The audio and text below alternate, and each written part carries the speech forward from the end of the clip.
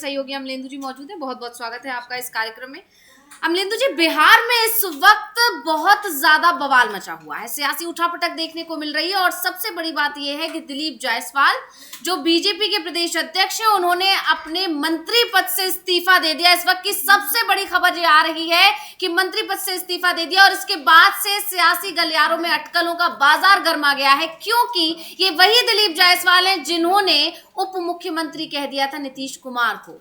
और ऐसे में जब जेपी नड्डा बिहार पहुंचते हैं और नीतीश कुमार से मुलाकात होती है और उस मुलाकात के बाद खबर आती है कि दिलीप जायसवाल ने अपने पद से इस्तीफा दे दिया है, तो आखिर इस इस्तीफे के पीछे की वजह क्या है? ये बड़ा सवाल इस समय सियासी गलियारों में उठा हुआ है। हालांकि ये कहा जा रहा है दिलीप जायसवाल की तरफ से कि जो पार्टी का रूल है कि एक व्यक्ति दो पद पर नहीं रह सकता, उसके तहत ये फैसला लिया है हमने। लेकिन अगर ऐसा था तो इतना समय क्यों लगाया गया? तो क्या कुछ अपडेट है आपके पास, आना चाहूंगी अमलेंदु जी सबको लेकर। लेकिन उससे पहले हम दिलीप जायसवाल का वो बयान सुनेंगे जो इस वक्त छाया हुआ है, जिस पर चर्चा चल रही है। तो दिलीप जायसवाल के बारे में जिस तरह की चर्चाएं पिछले दिनों चल रही थी, कई ऐसे बयान भी उन्होंने दिए थे जिससे नाराजगी नीतीश कुमार की देखने को मिल रही थी। हिंदुत्व को लेकर भी कई बयान उन्होंने दिए थे, जिस पर कहीं ना कहीं नीतीश कुमार ये कह रहे थे कि इस तरह की राजनीति अगर करेंगे तो हम एनडीए का साथ छोड़ सकते हैं। अंदर खाने से खबर आ रही थी, क्योंकि आप जानते ही हैं कि मुस्लिम वोटर्स और दूसरे जो समुदाय हैं वो भी कोर वोटर है नीतीश कुमार का। ऐसे में उनका ध्यान रखना, उनको नाराज ना करना, ये नीतीश कुमार की प्रायोरिटी है। और ऐसे में जब दिलीप जायसवाल का, जब उस वक्त आपको याद होगा गिरिराज सिंह एक यात्रा निकाल रहे थे, उस वक्त दिलीप जायसवाल ने खुलकर उस यात्रा का समर्थन किया था, जिसके बाद नीतीश कुमार नाराज दिखे थे। और अभी नीतीश कुमार को लेकर एक रैली में बात करते हुए दिलीप जायसवाल थे जिन्होंने उन्हें उप मुख्यमंत्री बोल दिया था। और उसके बाद अब ये फैसला लिया गया है कि उन्होंने अपने पद से इस्तीफा दे दिया है। तो क्या कुछ बोले हैं पहले सुन लेते हैं, उसके बाद इस पर चर्चा करेंगे। हमने जायसवाल को सुना, उन्होंने वही बात दोहराई है कि क्योंकि एक नियम है कि एक व्यक्ति दो पद पर नहीं रह सकता। लेकिन अमलेंदु जी, मैं आपके पास इस पर आना चाहूंगी, आपके पास और क्या अपडेट है? लेकिन एक जो बड़ा सवाल है कि अगर ये बात थी कि एक व्यक्ति दो पद पर नहीं रह सकता, तो फिर ये बात अब क्यों ध्यान में आ रही है अचानक से, जब नीतीश कुमार की नाराजगी की खबरें जोर पकड़ रही है? देखिए अंशिता, बिहार में बहुत गड़बड़ चल रहा है और नीतीश कुमार और भारतीय जनता पार्टी के बीच ज़बरदस्त तरीके से उठापटक चल रही है और दोनों एक दूसरे पर अपने दबाव की राजनीति कर रहे हैं। दिलीप जायसवाल जब प्रदेश अध्यक्ष हैं, मतलब बीजेपी के, और मंत्री भी हैं, तो जिस समय इनको प्रदेश अध्यक्ष बनाया गया था, क्या उस समय नहीं मालूम था कि मंत्री भी हैं? तो उसी समय इस्तीफा क्यों नहीं दिया गया था? ये इस्तीफा आज ही क्यों हुआ? और ये इस्तीफा आज भी जो है तब क्यों हुआ जब जेपी नड्डा से नीतीश कुमार की मुलाकात होती है? और इससे पहले इन्होंने ही जो था वो उप मुख्यमंत्री कह दिया था नीतीश कुमार को, लोकप्रिय उप मुख्यमंत्री। और उसके बाद नीतीश कुमार काफ़ी ज़्यादा जो थे वो नाराज जो थे वो नजर आए थे दिलीप जायसवाल से। जो चर्चाएं चल रही हैं अंशिता, वो चर्चाएं ये हैं कि नीतीश कुमार ने कहा कि दिलीप जायसवाल किसी भी हाल में मंत्रिमंडल में नहीं होंगे और उसके बाद ये उनका इस्तीफा हुआ। कल जो थे वो अड़ गए। ये सूचनाएं चल रही हैं, मतलब इस तरह की खबरें भी चल रही हैं कि जेपी नड्डा के साथ मुलाकात में नीतीश कुमार अड़ गए कि दिलीप जायसवाल जो हमको नहीं चाहिए। हालांकि दिलीप जायसवाल ने बीच में पैच करने की कोशिश की थी नीतीश कुमार के साथ, और उन्होंने अभी 4 दिन पहले सार्वजनिक तौर पर एक बयान दे दिया था कि नीतीश कुमार में दैवीय शक्तियाँ आ गई हैं। तो यानी एक तरीके से देवता बनाने की कोशिश जो थी वो नीतीश कुमार को की थी, ताकि नीतीश कुमार ये भूल जाएं कि उन्होंने उप मुख्यमंत्री कह दिया था। और इनके उस दैवीय शक्ति वाली बयान पे जो आरजेडी के सांसद हैं मनोज झा, उन्होंने बहुत तगड़ा प्रहार किया था। उनका था कि ये दैवीय शक्तियाँ कहना जो है ये नीतीश कुमार का अपमान है और ये जो है अपमान कर रहे हैं दिलीप कुमार जायसवाल नीतीश कुमार का। तो हो सकता है नीतीश कुमार ने उनके इस बयान को भी जो वो पैच करने के लिए दिया था, उसको भी अपने अपमान के तौर पर देखा हो। तो यानी बीजेपी और नीतीश कुमार के बीच सब कुछ ठीक ठाक नहीं चल रहा है, क्योंकि कल जब बैठक होनी थी उससे पहले ही उनके बेटे जो थे, उनके बेटे हैं निशांत कुमार, उन्होंने साफ तौर पर कह दिया था कि एनडीए भी जो है वो पिताजी को सीएम पद का फेस घोषित करे। वो हम लोग बाइट सुनवाई भी थी। तो ये इसका मतलब बिहार में बहुत कुछ जो है वो गड़बड़ चल रहा है और एक तरह से कहा जाए सतह पर ये चीज़ें सामने खुलकर आ गई। अब देखना ये कि जैसे वो बता रहे हैं कि मैं मुख्यमंत्री के पास नहीं जा रहा हूँ, इस्तीफा देने भी वो कहाँ जा रहे हैं, सम्राट चौधरी के पास जा रहे हैं। वहाँ जाकर उन्होंने इस्तीफा दिया। सोशल मीडिया पर उनका इस्तीफा जो है वो वायरल हो रहा है कि उन्होंने इस्तीफा दे दिया। जी बिल्कुल, जब मंत्री पद से इस्तीफा देना है तो फिर नीतीश कुमार के पास जाना बनता है, लेकिन वो सम्राट चौधरी के पास जा रहे हैं जो कि उप मुख्यमंत्री। ये अपने आप में एक बड़ी जानकारी है अमलेंदु जी। हाँ, और बड़ी जानकारी है। और दूसरी बात ये कि अगर दिलीप जायसवाल प्रदेश अध्यक्ष हैं तो पार्टी के अंदर तो ओहदा दिलीप जायसवाल का बड़ा हुआ कि सम्राट चौधरी का बड़ा है? बिल्कुल। तो सम्राट चौधरी के घर क्यों जा रहे हैं? बिल्कुल। तो अगर आप पार्टी के अध्यक्ष हो तो अब तो आप सम्राट चौधरी को आपके घर पे आना चाहिए, तो आपको इस्तीफा देना भी था, तो या तो आप गवर्नर हाउस जाकर देते इस्तीफा, या फिर आप नीतीश कुमार को मुख्यमंत्री को सौंपते। फिर आप ये कह रहे हैं कि वो मुख्यमंत्री का अधिकार क्षेत्र किसको बनाते हैं। अभी तक मतलब दिलीप जायसवाल को ये कोई जानकारी नहीं है कि मंत्रिमंडल का विस्तार होगा कि नहीं होगा, होगा तो कौन मंत्री बनेगा कौन नहीं बनेगा।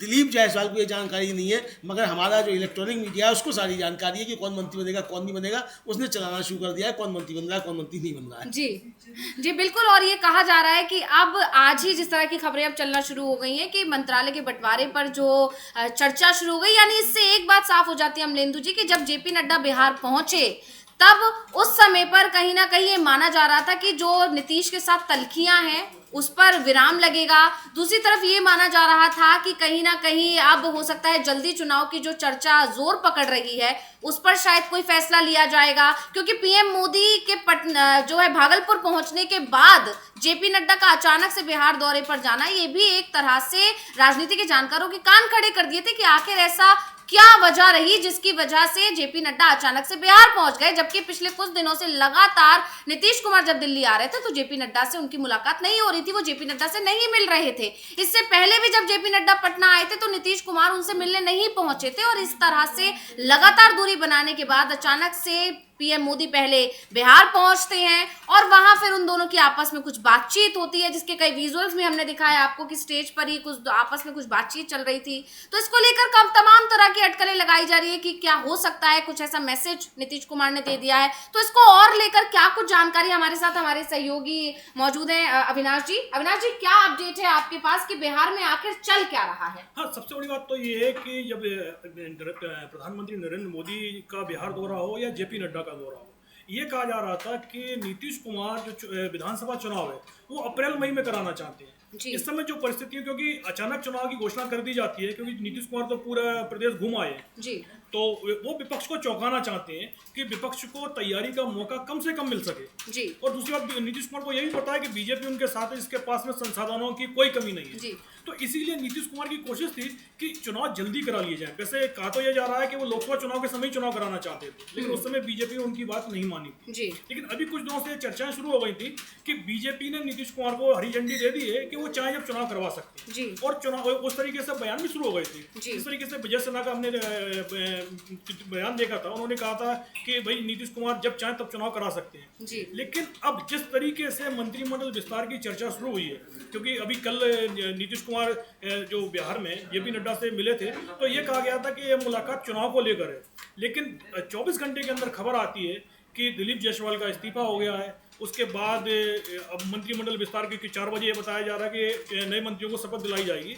ये संख्या 5 से 7 हो सकती है, लेकिन जेडीयू का एक भी मंत्री इसमें नहीं बन रहा है। जाहिर सी बात है कि नीतीश कुमार मंत्रिमंडल विस्तार के लिए तैयार भी नहीं थे, और बीजेपी की तरफ से लगातार लोकसभा चुनाव के बाद से ही नीतीश कुमार पर दबाव डाला जा रहा था कि मंत्रिमंडल विस्तार कीजिएगा, लेकिन नीतीश कुमार लगातार टाल रहे थे। आपने देखा होगा जब नीतीश कुमार महागठबंधन के साथ में भी थे उस समय भी मंत्रिमंडल विस्तार उन्होंने नहीं किया था। राहुल गांधी भी जब जाते थे तो उन्होंने भी नीतीश कुमार से पूछा था कि भाई कब नए मंत्री बना रहे हैं, लेकिन नीतीश कुमार लगातार उस चीज़ को टालते चले गए, और इसी के चलते जो महागठबंधन में दरार भी पड़ी थी। और अब जब नीतीश कुमार बीजेपी के साथ में, बीजेपी भी 1 साल से नीतीश कुमार पर दबाव बना रही है कि मंत्रिमंडल का विस्तार कीजिएगा, क्योंकि कुछ मंत्री बनाए जाने हैं, क्योंकि बीजेपी के पास जो सीटें हैं वो जेडीयू से जस्ट डबल सीटें हैं जी। और जो गठबंधन में जो बात हुई थी कि भाई जिसके पास जितने विधायक हैं उसी के अनुसार उसको मंत्रिमंडल में हिस्सेदारी मिलेगी जी। तो नीतीश कुमार को ये तो पता था कि नए मंत्री जो बनाए जाएंगे उसमें मैक्सिमम बीजेपी के ही होने हैं, तो इसीलिए नीतीश कुमार इसको टाल रहे थे। नीतीश कुमार की कोशिश ये थी कि भाई जल्दी से जल्दी चुनाव करा लिया जाए, लेकिन अब जब बीजेपी की तरफ से जब जेपी नड्डा गए, और आपने देखा होगा कि 2 बार नीतीश कुमार दिल्ली आए हैं, और उनकी बीजेपी के जो टॉप लीडर हैं, चाहे जेपी नड्डा हो, चाहे अमित शाह हो या पीएम नरेंद्र मोदी हो, उनसे मुलाकात नहीं हुई। अब ये मुलाकात का उनको समय नहीं दिया गया, या नीतीश कुमार ने खुद उनसे मुलाकात नहीं की, इस पर कई चीज़ें चल रही हैं। लेकिन जिस तरीके से जेपी नड्डा का बिहार जाना और उसके 24 घंटे के अंदर मंत्रिमंडल का विस्तार की खबर आ जाना, साफ है कि बीजेपी ने नीतीश कुमार की कोई भी डिमांड नहीं मानी है जी। और अगर ऐसी बात है तो जिस तरीके से निशांत सिंह हमने कल बयान सुना है उसके हिसाब से तो लग रहा है कि अभी जो बीजेपी का एनडीए गठबंधन जो वहाँ बिहार में है इसके अंदर खींचतान जबरदस्त तरीके से मची हुई है क्योंकि मंत्रिमंडल विस्तार को लेकर जो खबर तो आ गई लेकिन जो बाकी के उनके सहयोगी हैं उनसे पूछा ही नहीं गया है। जबकि आपने देखा होगा कि जीतन राम मांझी तो लगातार एक मंत्री पद मांग रहे हैं, इस बार तो उनको पता ही नहीं था कि भाई मंत्रिमंडल का विस्तार भी होने वाला है, उनसे तो चर्चा ही नहीं हुई है। बस खाली जेपी नड्डा और नीतीश कुमार के बीच में चर्चा हुई है और उसके बाद से अचानक ही खबर आती है कि भाई मंत्रिमंडल का विस्तार आज 4 बजे होने वाला है। तो अभी आप देखिएगा कि कुछ समय बाद शायद जीतन राम मांझी का भी इसको लेकर कोई बयान आ जाए, क्योंकि अभी तक तो मांझी को भी नहीं पता था आज कल शाम तक कि इस तरीके की कोई घटना होने वाली है। तो मंत्रिमंडल विस्तार का मामला हो चाहे चुनाव जल्दी से चुनाव कराने का मामला हो या नीतीश कुमार को सीएम फेस बनाने का मामला हो, हर मुद्दे पर इस समय एनडीए के अंदर जबरदस्त टकराव दिखाई दे रहा है। तो और इसका 4 बजे के बाद 4 बजे से पहले हमें देखेंगे कि भाई इस जो लिस्ट बनाई जा रही है, पहले शुरुआत कहा जा रहा था कि 5 मंत्री बनेंगे, फिर खबर आई कि 6 हो सकते हैं, फिर खबर आई कि 7 हो सकते हैं। पहले शुरुआत में चल रहा था कि जेडीयू के भी मंत्री बनेंगे, लेकिन अब कहा जा रहा है कि जेडीयू का कोई मंत्री नहीं बन रहा है।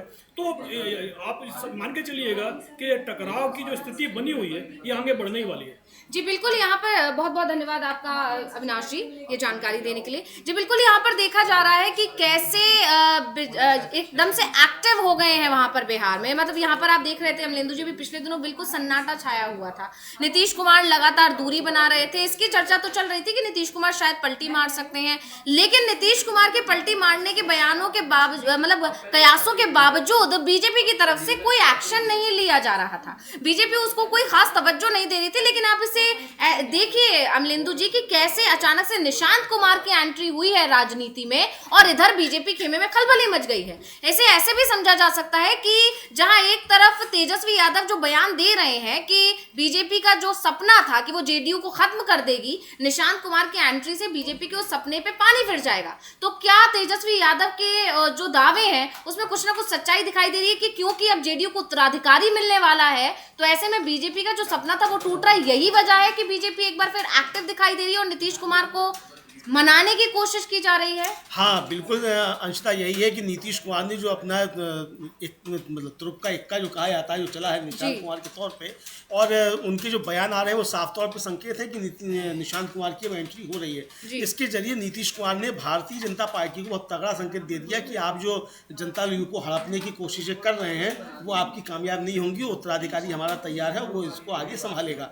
और नीतीश कुमार जो है वो कमजोर नहीं पड़े हैं, ये बताने की नीतीश कुमार ने बीजेपी को एक तरीके से कहा है। इधर अंशिता जो सवाल चल रहे हैं, अब ब्रजमोहन झाकर जी हम लोगों के दर्शक हैं वो लिख रहे हैं, उन्होंने बहुत वाजिब सवाल उठाया है कि भाई जेपी नड्डा भी तो 2 पदों पर हैं, वहां ये नियम लागू क्यों नहीं हो रहा है। बिल्कुल बिल्कुल। तो जो जिस आधार पे इस्तीफा दिलीप जायसवाल दे रहे हैं उस आधार पर जेपी नड्डा मंत्रिमंडल से इस्तीफा क्यों नहीं देते? और वो तो 3 पद संभाले हुए हैं, मतलब बीजेपी के अध्यक्ष भी हैं, राज्यसभा में नेता सदन भी हैं और मंत्री भी हैं जी। तो 3 पद संभाले हुए हैं, तो एक व्यक्ति एक पद का मामला जेपी नड्डा पे लागू क्यों नहीं होता जो दिलीप जायसवाल पर लागू हो गया? इसका मतलब साफ तौर पर यही है कि दिलीप जायसवाल पर यह दबाव पड़ा और ये दबाव जो है ये नीतीश कुमार की तरफ से है कि दिलीप जायसवाल नाम की व्यक्ति हमारे मंत्रिमंडल में नहीं चाहिए, ऐसा समझा जा सकता है जो चर्चाएं चल रही हैं। मतलब सिंपल सी बात है कि नीतीश कुमार की नाराजगी जिस तरह से बढ़ रही थी और नीतीश कुमार की नाराजगी को एक तरह से तवज्जो नहीं दी जा रही थी, क्योंकि बीजेपी मानकर चल रही थी कि नीतीश कुमार के पास कोई और दूसरा रास्ता ही नहीं है एनडीए के साथ रहने के अलावा, क्योंकि नीतीश कुमार को ना तो सीएम पद वहां से मिल रहा है महागठबंधन की तरफ से और एनडीए देने के लिए राजी नहीं, तो कहीं ना कहीं नीतीश कुमार को साध लेगी बीजेपी। ये मानकर अभी बीजेपी चल रही थी कि कुछ दिनों के लिए इन्हें छोड़ दिया जाए, ये अपने आप सही तरह से अपने सारे कार्यक्रमों में और जो देखा जाएगा वो मतलब उस तरह से वो काम करने लगेंगे। लेकिन नीतीश कुमार भी एक तरह से कह सकते हैं कि पर्दे के पीछे से उन्होंने भी बढ़िया खेल चला, प्लान बी तैयार किया, जिस पर हम चर्चा कर रहे थे अमलेंदु जी लगातार कि नीतीश कुमार ने प्लान बी तैयार किया और उसी के तहत निशांत कुमार की एंट्री हुई है। और निशांत कुमार को लेकर जो पोस्टर्स लगे जेडीयू कार्यालय पर, जेडीयू के दफ्तर पर, उस पर वहां पर ये साफ हो गया कि कहीं ना कहीं नीतीश कुमार ने अब हरी झंडी दे दी है कि निशांत कुमार को अब एंट्री कर लेनी चाहिए राजनीति में। अब समय आ गया है कि निशांत कुमार को इसकी पार्टी की कमान संभाल लेनी चाहिए। और ये बात उनके बयान में भी साफ जाहिर हुई जब उन्होंने ये बात कही कि हमारी पार्टी जबकि उन्होंने सदस्यता अभी तक नहीं ली है। तो कहीं ना कहीं निशांत कुमार के बयानों में, निशांत कुमार के जो तेवर हैं या निशांत कुमार की जिस तरह की जो आ रही हैं चीजें, जो तल्ख तेवर भी दिख रहे हैं बीजेपी को लेकर, ये बता रहे हैं कि उन्होंने अभी से ये अपना पदभार संभाल लिया है। भले ही सिर्फ एक कह सकते हैं औपचारिक ऐलान रहना बाकी रह गया है, औपचारिकताएं बाकी रह गई हैं, लेकिन ये सच है कि निशांत कुमार ये समझ चुके हैं कि अब पार्टी की कमान उनको अपने हाथ में लेनी है और इसको लेकर निशांत कुमार को लेकर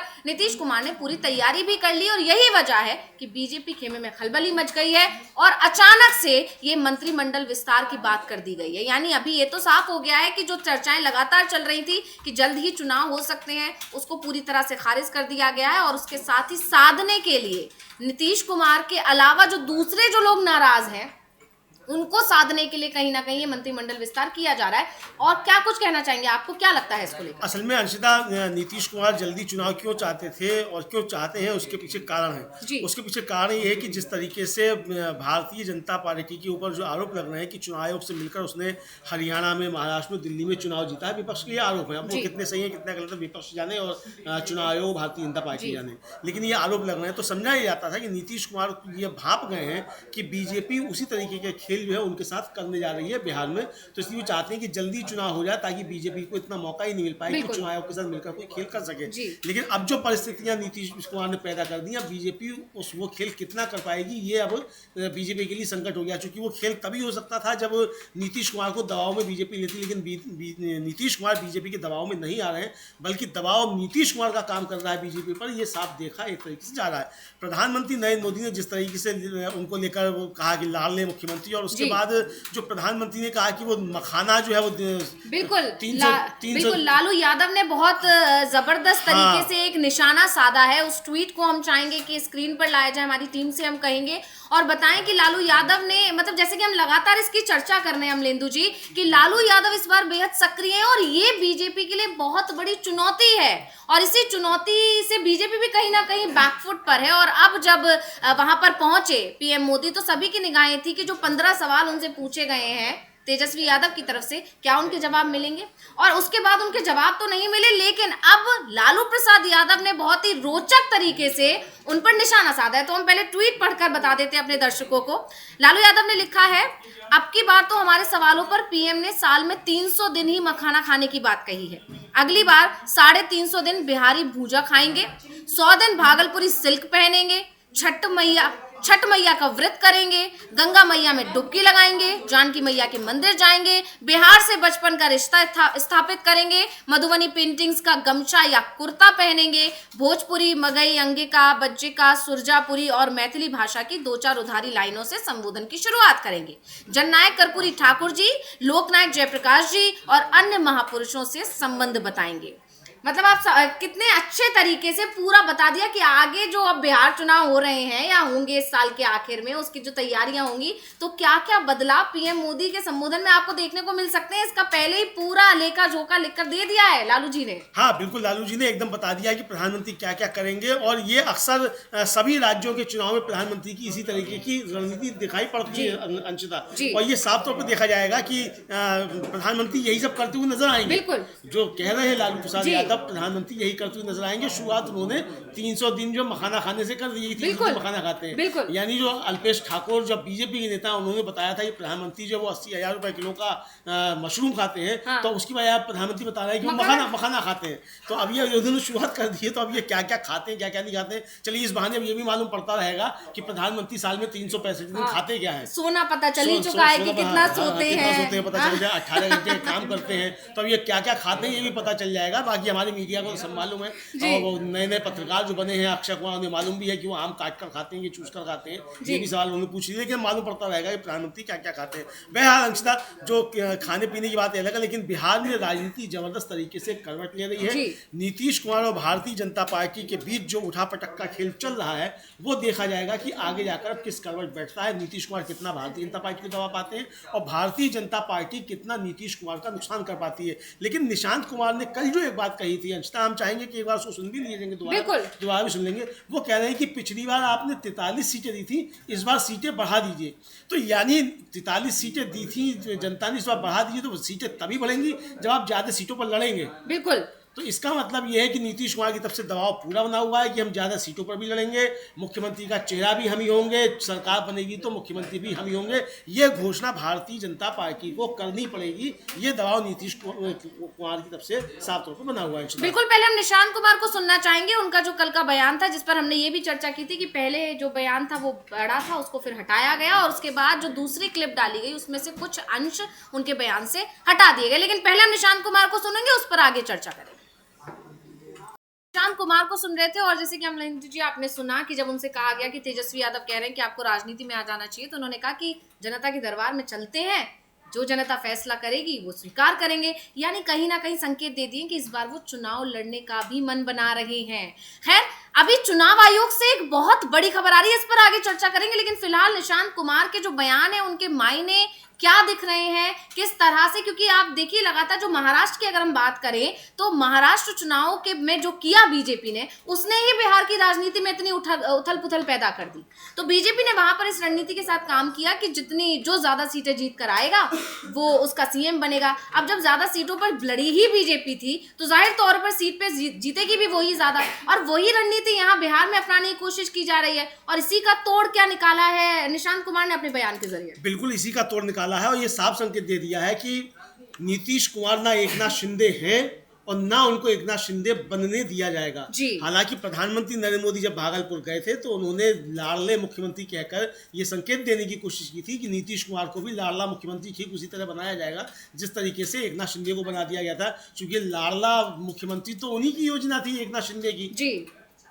तो लाडला मुख्यमंत्री जो मतलब लाडली बहन योजना, लाड़की बहना योजना, लाड़की बहना योजना और लाडली बहन योजना तो शिवराज चौहान की थी। तो दोनों का क्या हश्र किया बीजेपी ने, तो ये बताने की कोशिश की लाडला मुख्यमंत्री कैसा होता है बीजेपी का, तो वो उस तरीके से बनाया जाएगा। नीतीश कुमार इसको तुरंत उन्होंने पकड़ लिया कि प्रधानमंत्री का सूत्र वाक्य जो है कि ये संकेत देकर यहाँ से जा रहे हैं, तो नीतीश कुमार ने फिर अपना दांव चल दिया और फिर अब एकदम से घोषणा हो गई कि नीतीश कुमार के बेटे निशांत कुमार की एंट्री राजनीति में हो रही है और साफ तौर पर हो रही है और बड़े दावे के साथ हो रही है। यानी सबसे पहला दावा उनका यही है कि एनडीए भी घोषित करे और ये बयान उस समय का है जब नीतीश कुमार जेपी नड्डा से मिलने गेस्ट हाउस जा रहे थे, उससे पहले ये बयान दिया गया है। यानी नीतीश कुमार की जेपी नड्डा से मुलाकात से पहले ये दबाव बना दिया गया कि एनडीए को घोषित करना पड़ेगा अगर नीतीश कुमार का साथ चाहिए। देखिए बीजेपी के सामने संकट क्या है अंशिता, कि उसको नीतीश कुमार का साथ भी चाहिए और अपनी सरकार भी चाहिए, दोनों चीजों से। बिल्कुल। तो यानी नीतीश कुमार से दोस्ती और दुश्मनी दोनों बीजेपी निभाना चाहती है। दोस्ती इसलिए निभाना चाहती है कि बिना नीतीश कुमार के भारतीय जनता पार्टी का बिहार में सरकार में आने का सपना पूरा नहीं हो सकता, लेकिन वो चाहती है कि नीतीश कुमार से फायदा तो ले लिया जाए लेकिन नीतीश कुमार का हाल एकनाथ शिंदे जैसा कर दिया जाए। नीतीश कुमार उस बात को अच्छे तरीके से समझ रहे हैं। तो नीतीश कुमार ने जो दाव चला है वो इसीलिए है ये कि अब आप हमको जो है नहीं बना पाएंगे। और जो बड़ी बात वो है ये कि अगर नीतीश कुमार को मान लीजिए इंडिया गठबंधन ने भी अपने रास्ते बंद कर दिए, साफ कह दिया कि भाई यहाँ तो अब तेजस्वी जो है वो मुख्यमंत्री के दावेदार है, तो नीतीश कुमार के सामने फिर क्या रास्ता होगा कि नीतीश कुमार अकेले चुनाव लड़े। अगर नीतीश कुमार अकेले भी चुनाव लड़ते हैं तो जितनी सीटें नीतीश कुमार की इस समय, इतनी सीटें तो आ ही जाएंगी नीतीश कुमार की, और हो सकता है कि लड़ाई फिर आरजेडी और नीतीश कुमार के जेडीयू के बीच हो, भारतीय जनता पार्टी लड़ाई से ही आउट हो जाए। तो ऐसी स्थिति में भारतीय जनता पार्टी क्या करेगी, तो भारतीय जनता पार्टी ये भी सोच रही है कि मामला खराब हो सकता है, तो नीतीश कुमार को मनाना भी है और नीतीश कुमार को दबाना भी है। दोनों रणनीति पे भारतीय जनता पार्टी काम करती नजर आ रही है, लेकिन नीतीश कुमार भी समझ रहे हैं कि भारतीय जनता पार्टी की मजबूरी है, नीतीश कुमार जरूरी है, तो इसलिए अगर जरूरी है तो शर्तें भी मानना नीतीश कुमार की वो भी जरूरी है। मतलब जरूरी और मजबूरी यहाँ दोनों ही एक साथ है कि नीतीश जरूरी है और मजबूरी भी है। तो यहाँ पर बीजेपी बहुत बुरी तरह फंस गई है। मतलब कह सकते हैं कि नीतीश कुमार ने आखिरी समय पर ऐसा दाव चल गया जिससे बीजेपी जो भी दाव चल रही थी पिछले कुछ दिनों से, नीतीश कुमार को अलग थलग करने की प्लानिंग थी, चिराग पासवान को आगे करने की कोशिश थी, तमाम तरह की चीजें पिछले दिनों देखने को मिली जिस तरह से नीतीश कुमार लगातार कार्यक्रम से दूरी बना रहे थे। और लेकिन बड़ी बात यह थी कि नीतीश कुमार को मनाने की कोई कोशिश बीजेपी की तरफ से नहीं की जा रही थी। यानी अगर नीतीश कुमार ने वहां पर बिहार आने वाले हैं अमित शाह और उनको पता चलता है कि नीतीश कुमार शायद उनसे नहीं मिलेंगे, तो अमित शाह ने उस बिहार दौरे को ही कैंसिल कर दिया, क्योंकि उनके पास जब जवाब नहीं था मीडिया को देने के लिए, इसलिए उन्होंने बिहार से दूरी बना ली। इसी तरह बहुत मौकों पर देखा गया कि जब कोशिश करनी चाहिए थी कि नीतीश कुमार क्यों नहीं आ रहे हैं, ये दौरे जो अब हो रहे हैं, जिस तरह से भागे भागे अब जेपी नड्डा पहुंच गए बिहार, ये पहले क्यों नहीं पहुंचे, या पीएम मोदी जब पहुंचे तो इसको लेकर कई सवाल ये भी थे कि आखिर पीएम मोदी जब पहुंचेंगे तो क्या नीतीश कुमार भी वहां पहुंचेंगे? और मंच पे जब पहुंचेंगे तो मंच पर क्या वही रवैया रहेगा नीतीश कुमार का जो पहले रहा करता था? लेकिन गौर करने वाली बात यह कि इस बार उन्होंने मंच से वो बात नहीं दोहराई कि हम कहीं नहीं जा रहे हैं, इस बार यहीं रहेंगे। ये बड़ी बात है क्योंकि लगातार पिछले दिनों जब भी पीएम मोदी से उनकी मुलाकात हुई है, इस बयान को नीतीश कुमार ने हर बार दोहराया है और इस बार भी सभी की निगाहें इस बात पर टिकी हुई थी कि क्या जब इस बार मंच साझा करेंगे पीएम मोदी के साथ नीतीश कुमार, तो क्या इस बार भी वो अपनी इस बात को दोहराएंगे, क्या बहुत ज्यादा आत्मीयता दिखाते हुए नजर आएंगे? लेकिन इस बार ऐसा नहीं हुआ, बल्कि जो वीडियो सामने आए हैं उससे ये साफ पता चल रहा है कि नीतीश कुमार ने इशारों में अपना मैसेज पीएम मोदी को पहुंचा दिया और जिसके बाद पीएम मोदी ने जेपी नड्डा को जब पहुंचाया संदेश और उसके बाद जेपी नड्डा को आना पड़ा और उसके बाद का जो सारा घटनाक्रम है वो हमारे सामने है कि किस तरह से दिलीप जायसवाल को सबसे पहले इस्तीफा देना पड़ा है। भले ही वो इस तरह की बातें कर रहे हैं कि इस इस्तीफे की वजह एक व्यक्ति एक पद वाला वजह है जो पार्टी की जो नीति है उसके चलते है, लेकिन बड़ी बात यह है कि ये नीति तो बहुत पहले से बनी हुई है और इस नीति का उल्लंघन तो खुद जेपी नड्डा कर रहे हैं जो बीजेपी के अध्यक्ष हैं। तो ऐसे में क्या दिलीप जायसवाल के लिए ये नियम अब क्यों याद आया है, जब निशांत कुमार की पहले राजनीति में एंट्री होती है और नीतीश कुमार अपनी तलखी दिखाते हैं और इसके बाद बीजेपी को समझ में आता है कि अब नीतीश को साधना जरूरी हो गया। और इसके बाद दूसरा जो बीजेपी जिस तरह से जिस रणनीति पर काम कर रही है, जो मंत्रिमंडल विस्तार की जो बात निकल कर आ रही है और जिसको लेकर दावे किए जा रहे हैं कि आज शाम को ही मंत्रिमंडल विस्तार हो जाएगा, ये सभी चीजें बीजेपी खेमे में मची खलबली, बीजेपी की बेचैनी बता रही है कि वो समझ चुकी है कि इस बार बिहार में उसकी दाल गलना मुश्किल हो चुका है। लेकिन इस वक्त अब हम चुनाव आयोग की बात करते हैं। अमलेंदु जी, चुनाव आयोग को लेकर एक बहुत बड़ी खबर आ रही है कि चुनाव आयोग ने दिल्ली हाई कोर्ट में एक जवाब दिया है रणदीप सुरजेवाला की उस याचिका पर, उस शिकायत पर। उन्होंने कहा है कि हम 3 महीने के अंदर जवाब देंगे। क्या कुछ अपडेट है आपके पास, इसको लेकर बताइए। असल में रणदीप सिंह सुरजेवाला ने एक याचिका दाखिल की थी कि जो वोटर लिस्टें हैं वो दी जाएं और वो वोटर लिस्टें जो है वो रणदीप सिंह सुरजेवाला ने मांगी थी। उस पर चुनाव आयोग ने जवाब दिया है कि हम 3 महीने में ये इस पर हम एक्शन लेंगे। ये जो है वहाँ किया, उस पर हाई कोर्ट ने वो याचिका भी निस्तारित कर दी कि 3 महीने में चुनाव आयोग जो है वो निर्णय ले लेगा। और ये इसको लेकर अब काफ़ी ज़्यादा विवाद हो रहा है कि आखिर 3 महीने आपको क्यों लग रहे हैं वोटर लिस्ट देने में। जो वोटर लिस्ट आपको देना है तो आप तुरंत दे सकते थे, क्योंकि आरोप ये लग रहे हैं कि किस तरीके से वोटर लिस्टों में हेराफेरी हुई है, वोटर लिस्टों में गड़बड़ी हुई है। और राहुल गांधी ने भी ये कहा था कि चुनाव आयोग, सदन में खड़े होकर कहा था कि चुनाव आयोग हमको लिस्ट दे ही नहीं रहा है, हमने मांगी है। अब ये एक तरीके से कहा जाए चुनाव आयोग पर जो आरोप लग रहे हैं उनकी सत्यता एकदम से प्रमाणित होती हुई दिखाई पड़ रही है, क्योंकि चुनाव आयोग ने इस तरह की बात की है। जो गुरदीप सिंह सप्पल है, कांग्रेस के प्रवक्ता हैं, उन्होंने इस पर लेकर एक ट्वीट किया है अंशिता, और वो हम लोग अपने लोगों को बता सकते हैं कि उनका कहना आखिर इस पर क्या है। जी बिल्कुल, यहाँ पर गुरदीप सिंह सप्पल ने लिखा है कि फाइल कॉपी पेस्ट करने के लिए 3 महीने, और ये बड़ा मतलब एक्सक्लेमेटरी साइन के साथ एक बड़ा सवाल पूछ लिया उन्होंने कि सिर्फ फाइल को कॉपी पेस्ट करने के लिए 3 महीने और लगेंगे। इसके आगे वो लिखते हैं, चुनाव आयोग ने हाई कोर्ट को कहा है कि कांग्रेस को वोटर लिस्ट का डेटा देने का फैसला वो 3 महीनों में करेगा। करीब 3 महीने पहले कांग्रेस ने 2009 से अब तक की हरियाणा और महाराष्ट्र की वोटर लिस्ट का डेटा मांगा था। चुनाव आयोग ने कहा है कि तुतलाना ये लॉजिस्टिकली संभव नहीं है। क्यों? सभी वोटर लिस्ट का डेटा चुनाव आयोग के सर्वर में है, उसमें कोई बदलाव करना नहीं है, कोई विश्लेषण करना नहीं है। इनके प्रिंट आयोग पार्टियों और उम्मीदवारों को चुनाव में दे चुका है। कुछ डेटा फाइल को कॉपी और पेस्ट करके देना है, इसमें क्या लॉजिस्टिकल चुनौती है? तो इसको लेकर यहाँ पर बहुत बुरी तरह घिरती हुई दिखाई दे रहा है चुनाव आयोग। यानी पहले ही चुनाव आयोग पर कई सवाल खड़े होते हैं, लगातार ये आरोप लगते हैं कि वो बीजेपी का सपोर्ट करता है, बीजेपी के लिए काम करता है, बीजेपी की कठपुतली हो गया, इस तरह के तमाम आरोप लगते रहते हैं। और बीजेपी जो भी चुनाव जीत रही है उसके पीछे कहीं ना कहीं चुनाव आयोग का ही हाथ है। तो उसमें जब ये मामला अब दिल्ली हाईकोर्ट में पहुंचा और वहां पर इस तरह से चुनाव आयोग का कहना कि 3 महीने बाद वो जवाब देंगे, तो ये गंभीर सवाल है अमलेंदु जी। हाँ, गंभीर सवाल है, और इसको लेकर सवाल इसलिए उठ रहे हैं अंशिता कि कांग्रेस ने कहा था कि आप हमको एक्सेल शीट में दीजिए वोटर लिस्ट। और एक्सेल शीट में क्यों दीजिए? इसलिए दीजिए कि एक्सेल शीट में एक क्वेरी चलाकर ये मालूम पड़ जाएगा इसमें कितने डुप्लीकेट हैं नाम जी, ये मालूम पड़ जाएगा। जो नए नाम जो जुड़े हैं उनका क्या स्टेटस है, जी, कहाँ से आया, ये सारी चीज़ें मालूम पड़ जाएंगी।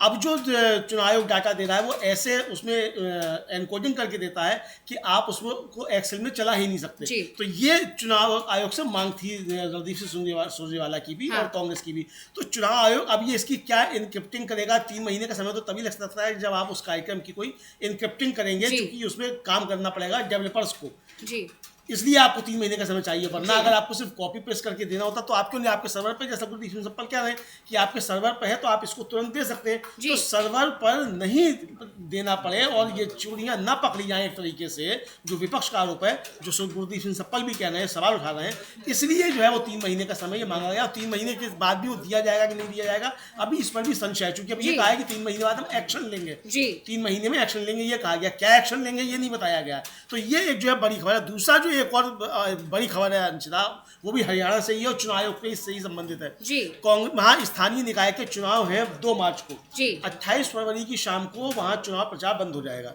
पिछले दिनों कांग्रेस का एक प्रतिनिधिमंडल, वहाँ जो प्रदेश कांग्रेस अध्यक्ष हैं उदय भान, उनके नेतृत्व में वहाँ के जो मुख्य निर्वाचन अधिकारी हरियाणा के कोई धनपत जी हैं, उनसे जाकर मिला था। उनसे मांग की थी कि स्थानीय निकाय के चुनाव बैलेट पेपर से ही कराए जाए। इस पर उनका वक्तव्य आया है, बयान आया है कि हम चुनाव जो है वो ईवीएम से ही कराएंगे और वीवीपैट मशीन नहीं लगाएंगे। ये बड़ी बात है जी। जो यानी कि जो मतदाता वोट डालेगा उसको जो 7 सेकंड का समय मिलता था देखने के लिए वीवीपैट मशीन में कि उसका वोट कहाँ गया है, अब वो भी नहीं मिलेगा। अब यहाँ ये आरोप लग रहे हैं कि चुनाव आयोग जो है वो सीधे सीधे सुप्रीम कोर्ट के आदेश की अवमानना कर रहा है, क्योंकि ये वीवीपैट मशीनें सुप्रीम कोर्ट के आदेश पर ही लगाई गई थी। वीवीपैट मशीनों का उपयोग सबसे पहले जो था वो 2013 के चुनाव में नागालैंड में किया गया, और उसके बाद फिर सुप्रीम कोर्ट ने आदेश दिया था कि सारी मशीनों के साथ आपको वीवीपैट मशीनें लगानी है। हालांकि जब सुप्रीम कोर्ट में अभी जो याचिका गई तो ये हुआ कि सारे मूल्यांकन नहीं होगा, 5% मशीनों का आप करा सकते हैं, तो मांग कर सकते हैं, तो वो आप करा सकते हैं, जो कि 5% मशीनों का भी नहीं कराया जा रहा था जी। अब सुप्रीम कोर्ट ने आदेश दिया था। तो यानी एक तरीके से कहा जाए कि जो आरोप लग रहे हैं चुनाव आयोग के ऊपर, हाईकोर्ट में जाकर चुनाव आयोग का कहना कि हम 3 महीने में एक्शन लेंगे वोटर लिस्ट देने में डिजिटली फॉर्म में, और ये कहना चुनाव आयोग का कि हम वीवीपैट मशीनें नहीं लगाएंगे, और ये भी कहा उन्होंने कि हम ये सबको बता चुके हैं जी। ये भी कहा उनका आदेश है, मतलब कहना है मुख्य निर्वाचन अधिकारी जो है हरियाणा के। यानी अब सवाल ये उठ रहे हैं कि क्या जो आरोप लग रहे थे विपक्ष की तरफ से कि लोकसभा चुनाव और राज्य विधानसभाओं के जो चुनाव हैं उनमें चुनाव आयोग गड़बड़ करता है, तो क्या राज्यों में जो स्थानीय निकायों के चुनाव होते हैं उनमें भी ये गड़बड़ियाँ शुरू हो गई हैं?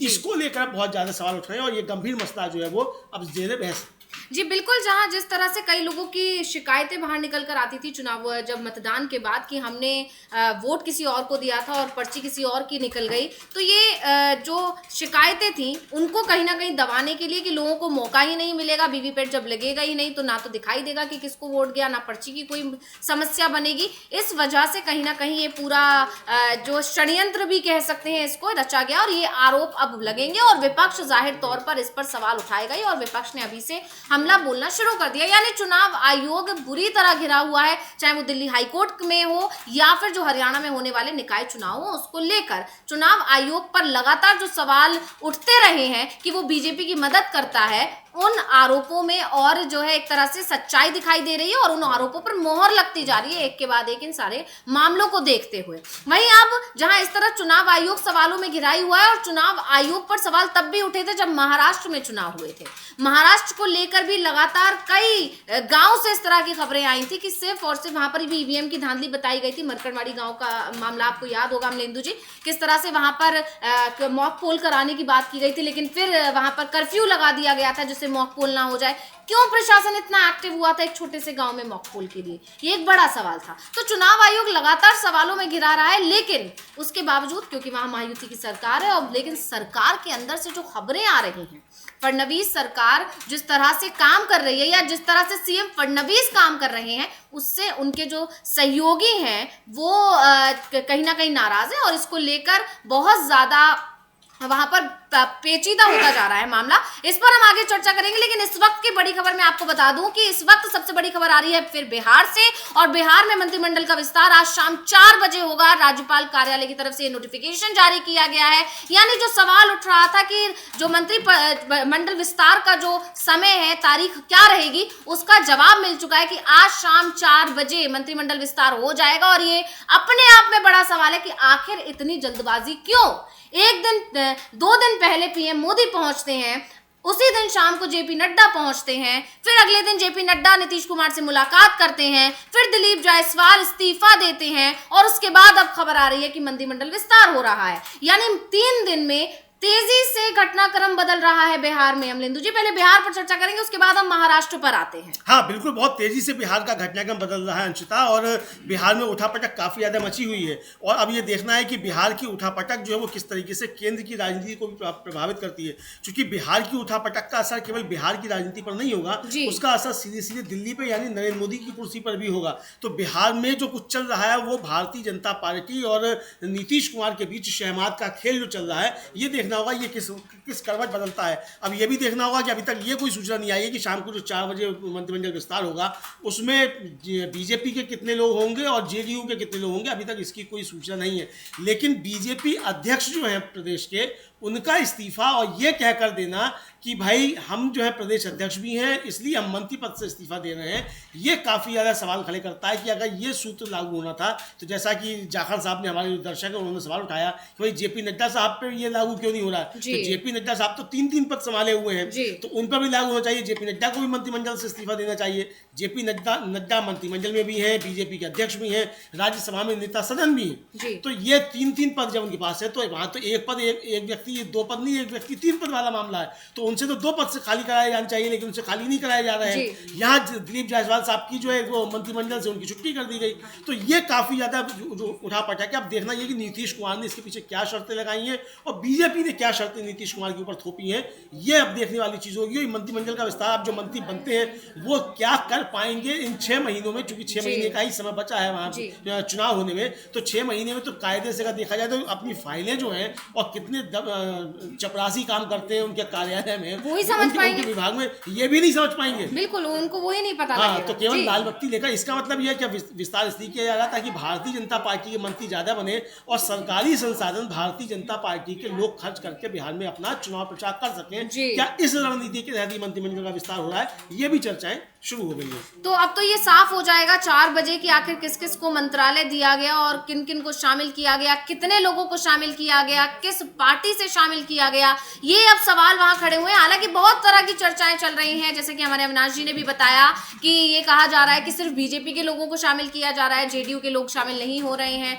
लेकिन इस पर अभी 4 बजे तक सभी की निगाहें टिकी रहेंगी कि आखिर बीजेपी और जेडीयू के बीच बिहार में चल क्या रहा है। लेकिन वापस हम यहाँ महाराष्ट्र पर आते हैं अमलेंदु जी की, वहां पर भी सहयोगियों के बीच कुछ भी ठीक नहीं है और इसको लेकर अभी देवेंद्र फडणवीस लगातार जो एक के बाद एक फैसले ले रहे हैं और वो सारे फैसले कहीं ना कहीं टारगेटेड नजर आ रहे हैं शिवसेना शिंदे गुट पर और खासकर शिंदे पर। तो इसको लेकर अभी सबसे पहले हम संजय राउत को सुन लेते हैं कि उन्होंने क्या बयान दिया है। पहले मेरे ख्याल से खबर बता दी जाए। जी बिल्कुल, पहले आप खबर बताइए कि आपके पास क्या अपडेट है, उसके बाद शायद ज्यादा बेहतर रहेगा संजय राउत को सुनवाना। असल में खबर ये है अंशिता कि देवेंद्र फडणवीस ने जो मंत्रियों के निजी सचिव और ओएसडी तैनात किए जाते हैं उनको 16 नाम जो है वो फिक्सर कहकर खारिज कर दिया है और ये मतलब बताया गया है कि उन पर जो उनके संदिग्ध रिकॉर्ड हैं और इन्होंने जो है वो विभिन्न स्रोतों से जो जानकारी ली गई, इनकी गोपनीय रिकॉर्ड मंगाए गए और ट्रैक रिकॉर्ड मंगाए गए और उनसे जो शिकायतें प्राप्त हुई उनके आधार पर 16 जो हैं ये सिफारिशें थी उनको ठुकरा दिया है, उनको नहीं बनाया जाएगा। अब कहा यह जा रहा है कि ये जो 16 हैं और इन 16 में से 13 नाम जो हैं वो देवेंद्र उनके एकनाथ शिंदे के नजदीकी बताए जाते हैं और 28 नाम अभी और हैं जो जांच के दायरे में ये कहा जा रहा है। तो अब सवाल ये उठ रहा है कि अगर अपनी पिछली सरकार जो थी महायुति की उसके कामों की जांच इस तरीके से शुरू हो गई है, एक तो जो उनके टेंडर निरस्त किए जा रहे हैं शिंदे के समय में जो हुए उनके विभागों में जो अब्दुल सत्तार जो मंत्री थे उनके विभाग में जो SLA नियुक्त किए गए 47 उनके लिए कमेटी जांच के लिए कमेटी बना दी गई है। इधर ये जो आया है कि 16 जो खारिज कर दिए गए और फिक्सर शब्द का इस्तेमाल किया है, इसको लेकर बहुत जो है वो महाराष्ट्र में उठापटक मची हुई है। अब देखना ये कि एकनाथ शिंदे हालांकि इसमें क्या करते हैं, हालांकि एकनाथ शिंदे ने अभी इस पर कोई उनका वक्तव्य नहीं आया है क्योंकि अभी तक ये कहा ही जा रहा है कि ये एकनाथ शिंदे की नज़दीकी है, लेकिन कौन किसका नज़दीकी, जाहिर सी बात है कि इसको कोई स्वीकार नहीं करता है कि कौन हमारा नज़दीकी है। लेकिन जो सत्ता के गलियारों में चर्चाएं होती हैं अंशिता, उनसे समझा जाता है कि कौन किसका नज़दीकी है। तो इसको लेकर जो है संजय राउत ने बहुत तगड़ा बयान दिया है और एक तरफ फडणवीस का समर्थन भी किया है कि आपने ये एक्शन लिया है तो आपका बहुत स्वागत है, लेकिन अगर आपने ये एक्शन लिया है तो इसके बाद आगे भी कार्रवाई कीजिए। यानी एक तरीके से एकनाथ शिंदे पर कार्रवाई करने के लिए शिवसेना यूवी की जो है वो देवेंद्र फडणवीस पर दबाव बना रही है कि अगर आपने फैसला लिया है और आपने फिक्सर शब्द का इस्तेमाल किया तो इन पर आगे भी कार्रवाई कीजिए। तो पहले सुन लेते हैं कि संजय राउत ने क्या कहा था, उस पर और हम आगे चर्चा करेंगे। साफ एक जो पूरे अपने बयान के दौरान एक सवाल किया कि जनता को ये ध्यान देना चाहिए कि जिन लोगों को हटाया गया है वो किस पार्टी के लोग हैं। तो ये क्या मतलब है, क्या कहना चाह रहे हैं संजय राउत, किस तरफ इशारा कर रहे हैं, इसके बारे में क्या कुछ कहना चाहेंगे अमलेंदु जी, क्या जानकारी है? एक तो ये है अंशिता कि जो मसला है उसको पहले जो उसका जो एक तरह से कहा जाए जो प्रशासनिक मसला है उसको समझाया है कि ये मसला उठा क्यों है। जी है ये कि एक मंत्री के कार्यालय में 35 से अधिक कर्मियों का स्टाफ रखने की अनुमति है, मतलब 35 आप रख सकते हैं, जिसमें एक निजी सचिव और अधिकतम 3 OSD शामिल होते हैं। जो निजी सचिव होता है उसको सरकारी अधिकारी होना चाहिए और जो OSD होता है उसको सामान्य प्रशासन अनुभाग की अनुमति से किया जा सकता है। ये बाहरी व्यक्ति हो सकता है, यानी जो मंत्री होता है उसका जो सबसे नज़दीकी कोई व्यक्तिगत आदमी होता है जो सारे काम धाम उसको देखता है वो OSD बन सकता है और इसका खर्च जो है वो उसकी तनख्वाह जो है वो आती है सरकार की तरफ से और उसको निजी सचिव के बराबर का हैसियत मिलती है। अब ये है कि जो पिछले जो लगभग 2 दशक हैं अंशिता, उसमें हो ये रहा है कि तमाम राज्य सरकारों में OSD जो है वो बहुत पावरफुल व्यक्ति हो गया, चूँकि वो सीधा मंत्री का व्यक्तिगत आदमी होता है और उसको मंत्रालय की चीज़ों की जानकारी भी होती है। तो यानी वो एक तरीके से कहा जाए वो मंत्रालय और मंत्री के बीच में पुल का काम करता है और सारे काम प्रशासनिक वो देखने लगता है, तो इसका महत्व काफ़ी ज़्यादा बड़ा हो जाता है और इसीलिए सबसे ज़्यादा आरोप जो है OSD को लेकर लगा करते हैं कि ये इनके ऊपर भ्रष्टाचार के आरोप है। अब ये जो आदेश आया है जी 16 फडणवीस की तरफ से 16 उनको हटाने का, इस पर ये कह रहे हैं संजय राउत कि ये भी बताओ कि किस पार्टी के वो OSD थे। जी अगर महायुति की सरकार में, पिछली सरकार में आप ये बता रहे हैं कि उसमें जो OSD नियुक्त किए गए थे उनमें 16 जो हैं वो भ्रष्टाचारी थे और 28 की जांच चल रही है, वो अब 16 फिक्सर थे जो आप कह रहे हैं, तो ये फिक्सर किस दल से जुड़े हुए थे ये भी बताइए आप। बीजेपी के थे कि वो अजीत पवार के थे कि वो एकनाथ शिंदे के थे जी। ये सवाल जो पूछा, तो यहाँ आकर एक तरह से कहा जाए तो देवेंद्र फडणवीस भी जो फंसते हुए से नजर आते हैं कि अगर ये सवाल उठने लगेंगे तो ये बताना पड़ेगा वो किस दल के मंत्री के OSD थे। ये मसला जो है ये अब वहाँ फांस बन गया। तो यानी तरीके से देवेंद्र फडणवीस का इस एक्शन का समर्थन करके भी संजय राउत ने देवेंद्र फडणवीस को ही फांस दिया है कि साहब हम आपका इसका समर्थन कर रहे हैं, आप और 28 को भी हटा दीजिए और 50 उनको भी हटा दीजिए, लेकिन ये बताइए कि ये किस मंत्री के थे और किस पार्टी के मंत्री के ये OSD थे, ये आप बताइए। ये बड़ा मसला है जी बिल्कुल। और इस पर यहाँ कह सकते हैं कि देवेंद्र फडणवीस उल्टा घिर गए हैं और बहुत बुरी तरह सवालों में घेर दिया है संजय राउत ने। और इसके अलावा प्रियंका चतुर्वेदी जो उद्धव गुट की नेता है उनका भी एक बयान है, वो ट्वीट में चाहूंगी कि हमारी स्क्रीन पर लाकर बताया जाए और वो हम दर्शकों को बताएं कि किस तरह से उन्होंने भी घेरने की कोशिश की है। और प्रियंका चतुर्वेदी लगातार मुखर रहती हैं, लगातार वो सवाल उठाती रहती हैं और एक बार फिर उन्होंने अब घेरने की कोशिश की। और संजय राउत वाला जो मामला है उसको लेकर भी बुरी तरह से फडणवीस घिरे हुए दिखाई दे रहे हैं। तो अब हम प्रियंका चतुर्वेदी ने क्या कहा है वो आपको पढ़कर सुना देते हैं। प्रियंका चतुर्वेदी लिखती हैं कि मुख्यमंत्री देवेंद्र फडणवीस को अब इन 16 फिक्सरों के नाम उजागर करने चाहिए और उन्हें शर्मिंदा करना चाहिए। साथ ही उन मंत्रियों के नाम भी उजागर करने चाहिए जो इन फिक्सरों को अपने कार्यालय में OSD और PAS के रूप में रखना चाहते थे। यानी वही बात उन्होंने दोहरा दी है अमलेंदु जी। बिल्कुल, अब दोनों के मतलब शिवसेना यूबीटी जो है उसके दो नेताओं की तरफ से ये मांग आ चुकी है कि भाई आपने जो एक्शन लिया है और आपने इनको फिक्सर कहा है, तो जब आपने फिक्सर कहा है तो ये बताइए ये फिक्सर किस दल के मंत्री के ओएसडी और पीएस थे, ये आपको बताना पड़ेगा। अब अंशतः यहाँ झगड़ा ये होगा कि अगर नाम ले दिया जाता है कि ये एकनाथ शिंदे के नज़दीकी थे, चूँकि कहा यह जा रहा है कि ये एकनाथ शिंदे के नज़दीकी थे, अब थे या नहीं थे हम नहीं कह सकते इसको, और उनके मंत्रालयों में थे। अगर एकनाथ शिंदे के मंत्रालय में थे तो शिंदे जो कह चुके हैं कि मुझको हल्के में मत लेना जी, तो ये हल्के में मत लेना जो कहा है, तो शिंदे अब क्या करेंगे ये देखना होगा कि ये तो देवेंद्र फडणवीस से लगातार हल्के में ले रहे हैं। इससे पहले जो मंत्री गणेश नायक हैं उन्होंने थाने में जाकर जो एकनाथ शिंदे का गढ़ है, उनका होम टाउन है, वहां जाकर जनता दरबार लगाया, तो और उस बयान के बाद लगाया जब उन्होंने कहा था कि मुझको हल्के में मत लेना। तो यानी शिंदे ने तो हल्के में मत लेना ये बयान दिया था जाकर नागपुर में जो फडणवीस का घर था। तो यानी जो घर में घुसकर मारना जो कहावत नरेंद्र मोदी ने चलाई है वो बीजेपी में अंदर शुरू हो गई है कि सब जो है घर में घुसकर एक दूसरे को मार रहे हैं। जी बिल्कुल। और उन्होंने पलटवार करते हुए ये भी कहा था, जो पहुंचे थे इधर शिंदे के गढ़ में, उन्होंने ये भी कहा था कि स्थायी नहीं होता कुछ भी, कुर्सी किसी की नहीं होती, कुर्सी किसी की नहीं होती। तो यानी ये साफ तौर पे हो गया कि अब फडणवीस और एकनाथ शिंदे के बीच संघर्ष शुरू हो गया है। और इसका बिहार कनेक्शन क्या है अंशतः, अब ये भी बात कर लिया जाए इतना है तो बिहार कनेक्शन इसका ये है कि शिंदे की नजदीकियां नीतीश कुमार से बढ़ती हुई बताई जाती हैं, और कहा यह जा रहा है कि नीतीश कुमार को अगर भारतीय जनता पार्टी छेड़ेगी तो नीतीश, नायडू और शिंदे एक हो सकते हैं, तो खतरा मोदी जी के लिए हो जाएगा केंद्र में। तो इसीलिए शिंदे जो हैं वो अपनी मजबूती वहां दिखा रहे हैं कि जो शिंदे को ताकत मिल रही है वो नीतीश और नायडू से मिल रही है, और ये भारतीय जनता पार्टी के लिए एक सिरदर्द जो है वो महाराष्ट्र में शिंदे के तौर पर खड़ा हो गया। वरना बीजेपी कभी काय होती वो शिंदे की पार्टी तोड़ चुकी होती। जैसे शिंदे को, जैसे उद्धव ठाकरे की पार्टी में शिंदे पैदा किए गए, इसी तरीके से शिंदे की पार्टी में दूसरा शिंदे पैदा कर दिया जाता। लेकिन भारतीय जनता पार्टी इसलिए नहीं कर पा रही है क्योंकि अगर ऐसा किया तो उसका दुष्परिणाम जो है वो केंद्र में भुगतना पड़ेगा, और नीतीश और नायडू के साथ शिंदे एक हो सकते हैं। तो ये एक दबाव जो है वो मोदी जी की सरकार पर और बढ़ जाएगा। तो यानी दिलचस्प काफ़ी याद है जो है अब राज्यों की राजनीति जो है वो दिल्ली की राजनीति को कितना प्रभावित कर रही है। ये आज बीजेपी के प्रदेश अध्यक्ष बिहार के, उनका मंत्री पद से इस्तीफा, और यहाँ ये जो महाराष्ट्र में चल रहा है, इससे कुल मिलाकर अगर दोनों को डॉट्स मिलाए जाए तो समझा जा सकता है कि राज्यों की राजनीति किस तरीके से अब नरेंद्र मोदी को परेशान कर रही है। बिल्कुल। और क्योंकि लगातार ये दावे किए जा रहे थे कि शिवसेना शिंदे गुट को तोड़ने के लिए बीजेपी काम कर रही है, सामंत को लेकर कई तरह से ये दावे होने लगे थे कि अब दूसरा एकनाथ शिंदे सामंत को बनाया जा रहा है, उदय सामंत, जी उदय सामंत को बनाया जा रहा है। और इसको लेकर ये कहा जा रहा था कि कहीं ना कहीं अभी जो समर्थक हैं, जो कार्यकर्ता हैं शिवसेना शिंदे गुट के, उनके अंदर ये मैसेज देने की कोशिश की जा रही है कि शिंदे अब अच्छा नेतृत्व नहीं कर रहे हैं।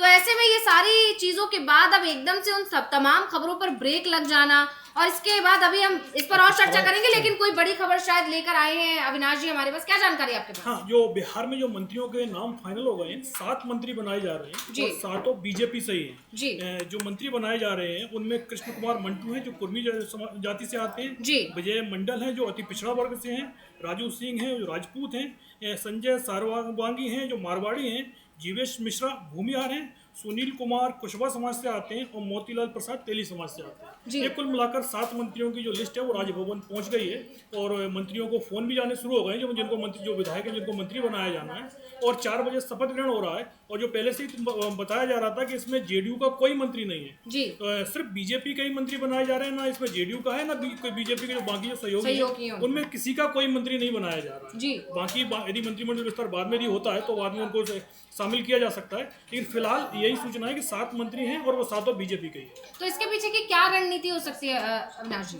सबसे बड़ी बात तो जो शुरुआत से ही चल रहा है कि जो महाराष्ट्र चुनाव के बाद से ही जिस तरीके से बीजेपी दबाव बना रही है बिहार को लेकर, बीजेपी की कोशिश यही चल रही है कि जिस तरीके से महाराष्ट्र में उसने सत्ता हासिल की है कि ज्यादा सीटों पर चुनाव लड़ा जाए, ज्यादा से ज्यादा सीटें जीती जाएं, तो इसीलिए सब अपने ज्यादा मंत्री वो इसके चुनाव के बाद इस परिस्थितियां क्या बनती हैं ये पता नहीं, लेकिन इस समय बीजेपी के विधायकों की संख्या ज्यादा है।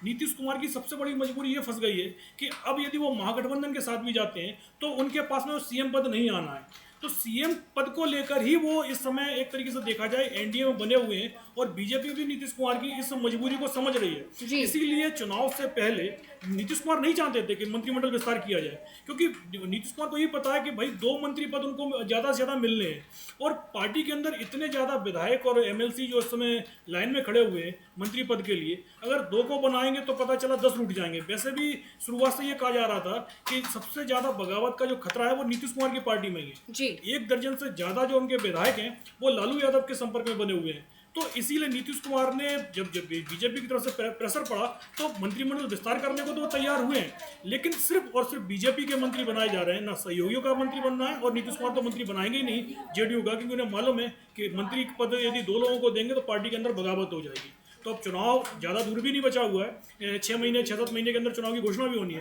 तो नए मंत्रियों पर जो बनाए गए हैं वो कितना काम कर पाएंगे, काम तो नहीं लगता। सिर्फ बीजेपी की तरफ से जो जातिगत संतुलन है उसको साधने की कोशिश की गई है और इस मंत्रिमंडल विस्तार में ज़्यादा कुछ नहीं दिखाई दे रहा है। जी बिल्कुल, बहुत बहुत धन्यवाद आपका ये तमाम जानकारी देने के लिए अविनाश जी। और वापस आते हैं हम महाराष्ट्र पर। जिस तरह से सवाल उठ रहे हैं कि महाराष्ट्र की सरकार का आखिर क्या होगा, क्योंकि महाराष्ट्र की सरकार में जो कुछ चल रहा है उससे, जैसे कि हमने अभी चर्चा की, केंद्र सरकार पर भी प्रेशर है और यही वजह है कि फडणवीस को लगातार आलाकमान की तरफ से ये निर्देश दिया जा रहा है कि शिंदे के साथ अपने रिश्ते दुरुस्त करो, शिंदे के साथ चीजें ठीक करिए, क्योंकि अभी शिंदे की जरूरत है।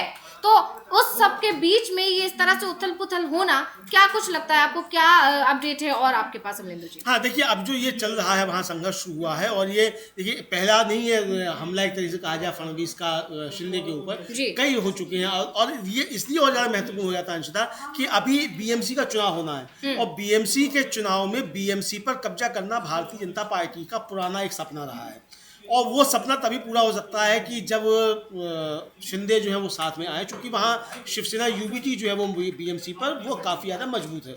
तो उस शिवसेना यूबीटी से यानी उद्धव ठाकरे से टक्कर लेने के लिए मजबूरी है बीजेपी की, उनको एकनाथ शिंदे चाहिए। लेकिन अगर कोई इस तरीके से काम शुरू हो जाएंगे एकनाथ शिंदे पर, तो एकनाथ शिंदे जो है वो क्यों साथ में आएंगे। तो यहाँ ये भी हो सकता है कि शिंदे पर इतना दबाव बना दिया जाए इस तरीके से कि देखो तुम कितनी कितनी जांच में फंसे हुए हो और इसलिए तुम जो है बीएमसी में भारतीय जनता पार्टी का साथ दो और तुम चुनाव मत लड़ो, ये दबाव बनाने की कोशिशें भी हो सकती हैं। तो इसके ऊपर भी जो है लेकर कार्रवाई चल रही है। इधर जो उत्तर प्रदेश से एक खबर है अंशिता, जो योगी आदित्यनाथ ने जो एक कविता पढ़ के जो था वो प्रहार किया था, गिद्धों को गिद्ध मिले, उसको लेकर अखिलेश यादव ने बहुत तगड़ा हमला जो है वो बोला है। तो पहले सुन लेना चाहिए जी अखिलेश यादव को पहले सुन लेते हैं, उसके बाद इस पर हम चर्चा करेंगे। अमलेंदु जी,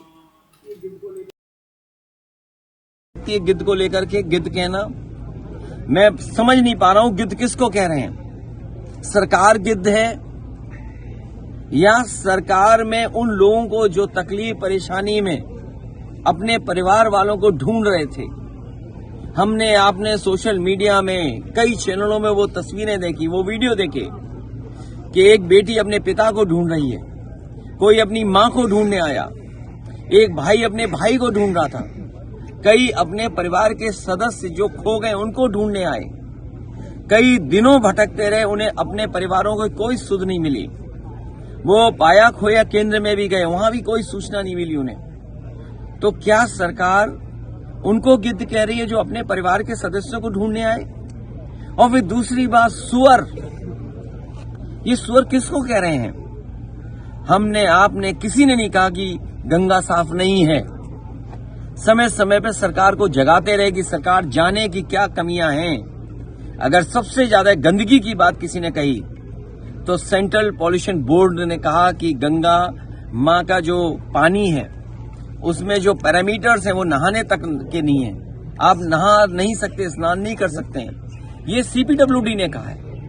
ये आपके स्टेट पॉल्यूशन बोर्ड ने क्या कहा, सवाल वो नहीं है। तो क्या आप दिल्ली के सेंट्रल पॉल्यूशन बोर्ड के जो लोग, जो एनजीटी से जुड़े लोग हैं, उनको आपने सुअर कहा?